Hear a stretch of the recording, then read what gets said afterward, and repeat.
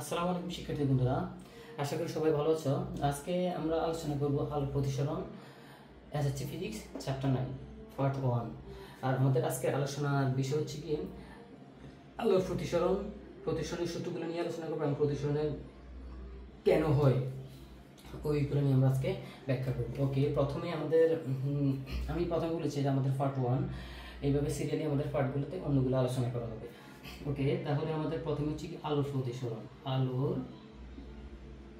আলোর প্রতিসরণ। ওকে, আলোর প্রতিসরণ সংখ্যাটা বোঝার আগে আমরা একটা চিত্র এঁকে নিই। যে একটা বিভেদ তল, এটাকে বিভেদ তল বললাম,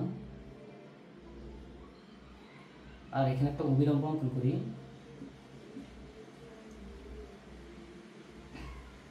অভিলম্ব, ওকে, বিভেদ তল আর অভিলম্ব। ওকে, এখন আলোর প্রতিসরণটা কি? আলো কোনো স্বচ্ছ মাধ্যম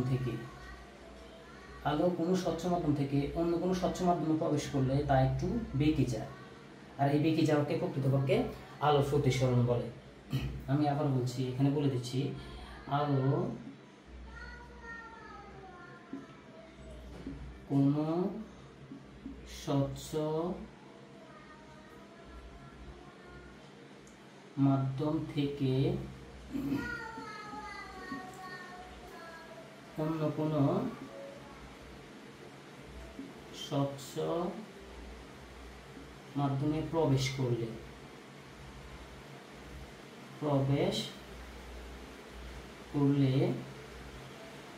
তা একটু বেঁকে যায়,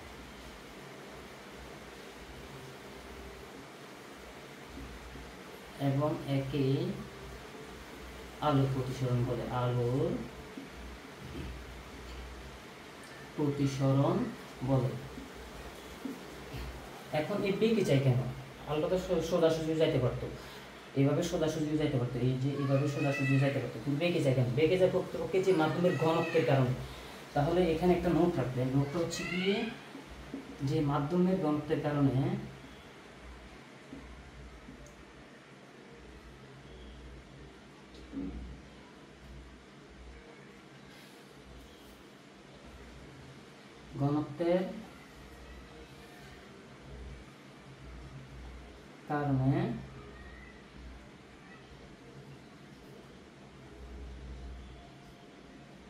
আলো বেঁকে যায়। এই যে এখানে প্রতিসরণটা হয়েছে, এই যে প্রতিসরিত হয়েছে, আর এটা হচ্ছে কি আপতিত, ঠিক আছে? আপতিত কোণ, এটা হচ্ছে কি প্রতিসরণ কোণ। ওকে, আপতনটার প্রতিসরণটা যে হয়েছে, এই প্রতিসরণটা কিন্তু এখানে বেঁকে গেছে, এদিকে চলে আসছে, অবিলম্বের দিকে চলে আসছে। কেন চলে আসছে? ওই মাধ্যমের ঘনত্বের কারণে, ঠিক আছে? মাধ্যম যদি হালকা মাধ্যম থেকে গণমাধ্যমে যায়, অথবা গণমাধ্যম থেকে হালকা মাধ্যমে যায়, মাধ্যমের পরিবর্তন হয়, তখন কি আলোটা কি বেঁকে যায়। এখন আপনারা বলতে পারেন, এখানে যে মাধ্যম যদি সমান থাকে, এখানেও ধরেন পানি আছে, এখানেও পানি আছে, তবে এখানেও কাঁচ আছে, এখানেও কাঁচ আছে, মাধ্যম সমান, তাহলে কি আলো প্রতিসরণ হবে না? অবশ্যই প্রতিসরণ হবে। তখন ডিরেক্টলি মাধ্যমের যদি পরিবর্তন না হয়, সমান মাধ্যম হয়, এখানে আর এখানে দুইটাই সমান হয়, তখন আলোটা কি সোজাসুজি একেবারে সমান্তরালে এখানে সোজাসুজি চলে যাবে, সরলভাবে আলোটা প্রতিসরিত হবে। আশা করি বুঝতে পারছেন। ওকে, এবার আমাদের আলোচনার বিষয় হচ্ছে কি যে প্রতিসরণের যে সূত্রগুলো আছে, সূত্রগুলো নিয়ে আমরা আলোচনা করব। প্রতিসরণের সূত্র।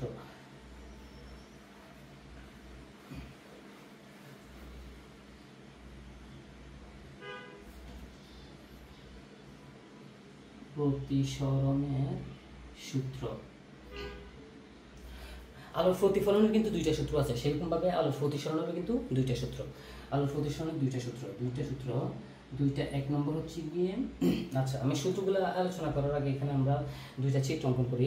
চিত্রগুলো দেখলে আপনাদের আরও সুবিধা হবে সেই সূত্রগুলো বুঝতে। ওকে, চিত্র 1, একটা এখানে এটা বিভেদ তল, আর এটা হচ্ছে কি অবিলম্ব। এটা বিভেদ তল, এটা অবিলম্ব। এটা চিত্র 1। ওকে, এখানে একটা চিত্র অঙ্কন করলাম। এটা বিভেদ তল, এটা অবিলম্ব,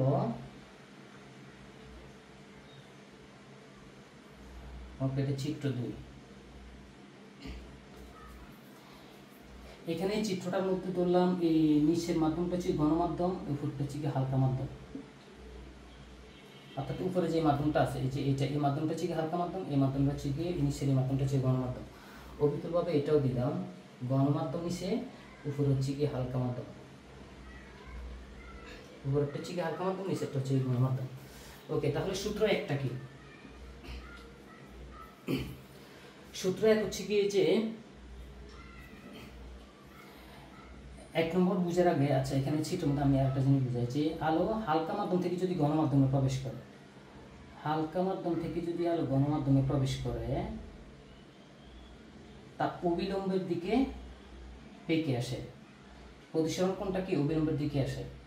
এই যে এখানে আমাদের আলোটা এইভাবে যাওয়ার কথা ছিল, এইভাবে সোজা, কিন্তু এইভাবে না যায় কি আমরা জানি এটা অবিলম্বের দিকে আসছে, ঠিক আছে, অবিলম্বের দিকে বেঁকে আসছে।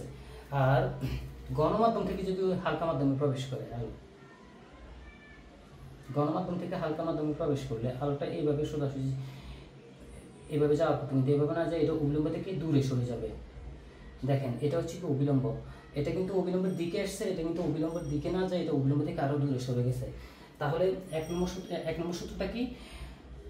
আলো হালকা মাধ্যম থেকে গণমাধ্যমে প্রবেশ করলে অবিলম্বের দিকে সরে আসে, এবং গণমাধ্যম থেকে হালকা মাধ্যমে প্রবেশ করলে অবিলম্ব থেকে দূরে সরে যায়। এটা হচ্ছে কি প্রথম সূত্র। আলো হালকা মাধ্যম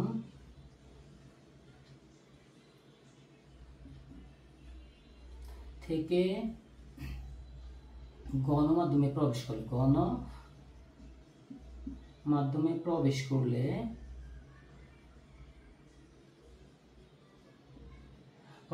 অবিলম্বের দিকে সরে আসে,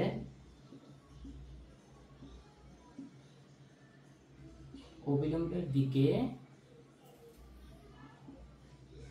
সরে আসে বা বেঁকে যায়, অবিলম্বের দিকে সরে আসে, এবং গণমাধ্যম থেকে হালকা মাধ্যমে প্রবেশ করলে, গণমাধ্যম থেকে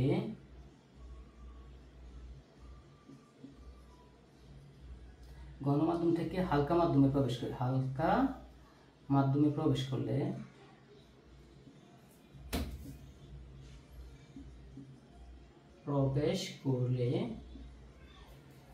অবিলম্ব থেকে দূরে সরে যায়। অবিলম্ব থেকে কি? অবিলম্ব থেকে দূরে সরে যায়। আমি আবার বলছি যে আলো হালকা মাধ্যম থেকে গণমাধ্যমে আসলে অবিলম্বের দিকে সরে আসে, এবং গণমাধ্যম থেকে হালকা মাধ্যমে প্রবেশ করলে অবিলম্ব থেকে দূরে সরে যায়। আমরা জানি এটা অবিলম্ব, এটা বিবৃতল, ঠিক আছে। যে আলোটা আসবে এটা হচ্ছে কি আপতিত রশ্মি, যে আলোটা ফিরে যাবে এটা হচ্ছে কি প্রতিসরিত রশ্মি, ঠিক আছে। এটা আপতিত রশ্মি, এটা প্রতিসরিত রশ্মি, কেননা এটা ফিরে যাচ্ছে, এটা আপতন হচ্ছে, এটা আপতিত হচ্ছে। ওকে, এখানে দুইটা নোট মনে রাখবেন। দুইটা নোট মনে হচ্ছে কি যে গণমাধ্যমে আলোর বেগ কম, গণমাধ্যমে আলোর বেগ কম, গণমাধ্যমে কি আলোর বেগ কম, তাই আপতন কোণটা কি ছোট। এখানে নোট অবশ্যই মাথায় রাখবেন যে নোট, গণমাধ্যমে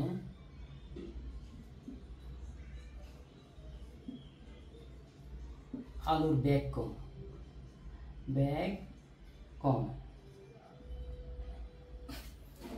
তাই আপতন কোণ কি? আপতন কোণ ছোট, প্রতিসরণ কোণ ছোট, তাই প্রতিসরণ কোণ কি? প্রতিসরণ কোণ ছোট। এবার আরেকটা নোট এখানে কি, নোট দুইটা হচ্ছে গিয়ে হালকা মাধ্যমে আলোর বেগ বেশি, গণমাধ্যমে আলোর বেগ কম, হালকা মাধ্যমে আলোর বেগ বেশি। তাহলে হালকা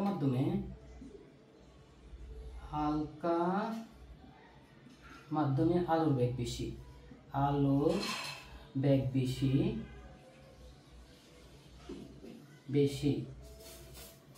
তাই প্রতিসরণ কোণটা কি? এই যে প্রতিসরণ কোণ বড়, তাই প্রতিসরণ কোণ বড়। এগুলো নৈতিকের ক্ষেত্রে কিন্তু অনেক কাজে দেবে। গণমাধ্যমে আলোর বেগ কম, তাই প্রতিসরণ কম, প্রতিসরণ কোণটা ছোট। হালকা মাধ্যমে আলোর বেগ বেশি, তাই প্রতিসরণ কোণটা কি বড়। ওকে, এখন এখানে আমরা আরেকটা জিনিস বলে রাখি, যে আরেকটা নোট এখানে মাথায় রাখবেন। নোট ওইখানে আমি লিখতেছি না, কারণ যে আমাদের ডিসপ্লেতে আসবে না সেই জন্য। ওকে, নোট এখানে কি, নোটটা হচ্ছে কি, আলো সবসময় স্বচ্ছ মাধ্যমে চলাচল করে, অস্বচ্ছ মাধ্যমে চলাচল করে না। যেমন এই বোর্ডের মধ্যে আপনি এই দিক দিয়ে আলো যদি দেন, ওই পাশ দিয়ে কিন্তু কি আলো দেখা যাবে না। কিন্তু এখানে যে একটা আয়না দেন, আয়নার মধ্যে দেখা যাবে না, কারণ আয়নার পিছনে প্রলেপ থাকে। কিন্তু যদি লেন্স দেন, যেমন এটা লেন্স, ঠিক আছে, এখানে যদি আলো প্রবেশ করে, এই দিক দিয়ে প্রবেশ করলে ওই দিক দিয়ে কিন্তু বের হবে, তার মানে চলাচল করতে পারতেছে। এটা ভেদ করে আলোটা চলাচল করতে পারতেছে, তার মানে যার মধ্যে দিয়ে আলো ভেদ করে চলাচল করতে পারবে, ওইটাই প্রকৃতপক্ষে ওইখানে প্রতিসরণ হয়, ঠিক আছে। আর প্রতিসরণ সবসময় কোথায় হয়, আলো চলাচল করতে পারে কোথায়, এবং প্রতিসরণ কোথায় হয়, স্বচ্ছ মাধ্যমে সবসময় আলো চলাচল করতে পারে। স্বচ্ছ মাধ্যমে আলো চলাচল করতে পারে, আলো চলাচল করতে পারে,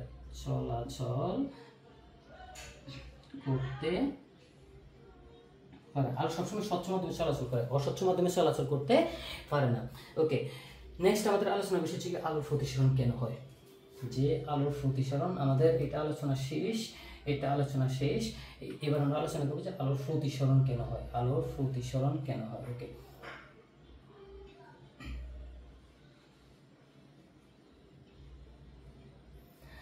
আলোর প্রতিসরণটা কেন হয়, যে আলো এক স্বচ্ছ মাধ্যম থেকে অন্য স্বচ্ছ মাধ্যমে প্রবেশ করার সময়, আমি আবার বলছি যে যেমন এটা একটা স্বচ্ছ মাধ্যম, এটা একটা স্বচ্ছ মাধ্যম, এই চিত্রটা দিয়ে বুঝাচ্ছি। এক স্বচ্ছ মাধ্যম থেকে অন্য স্বচ্ছ মাধ্যমে প্রবেশ করার সময় ঘনত্বের পরিবর্তনের কারণে আলো একটু কি বেঁকে যায়, এই কারণে প্রকৃতপক্ষে আলোর প্রতিসরণ হয়। এবং যে আলোর ওই ঘনত্বের পরিবর্তনের কারণে আলোর বেগেরও পরিবর্তন হয় এবং গতিরও পরিবর্তন হয়, ঠিক আছে। ঘনত্বের পরিবর্তনের কারণে আলোর বেগের পরিবর্তন হয় এবং গতিরও পরিবর্তন হয়। আমি আবার বলছি যে আলোর প্রতিসরণ কেন হয়, আলো এক স্বচ্ছ মাধ্যম থেকে অন্য স্বচ্ছ মাধ্যমে প্রবেশ করার সময় তা কি একটু বেঁকে যায়, ঘনত্বের পরিবর্তনের কারণে তা একটু বেঁকে যায়, আর এই কারণে আলোর প্রতিসরণ হয়।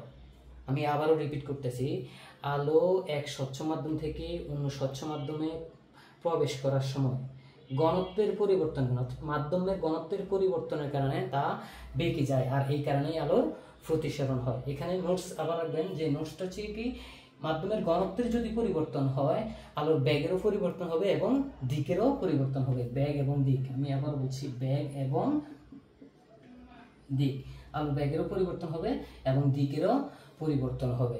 কেন? যদি ঘনত্বের পরিবর্তন